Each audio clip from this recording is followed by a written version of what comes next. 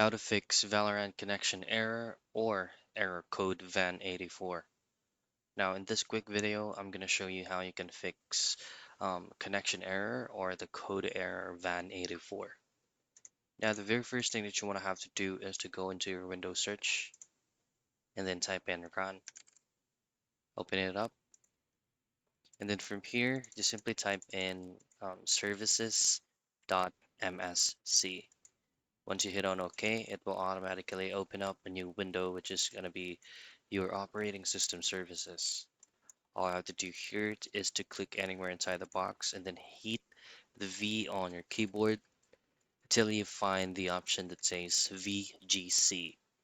You just have to double click on that, and then under startup type, just switch it into automatic, hit on apply, and then hit on OK.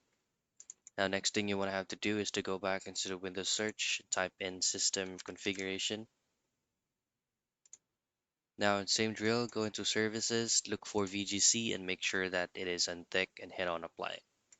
And that's how you fix Valorant connection error or error code van84.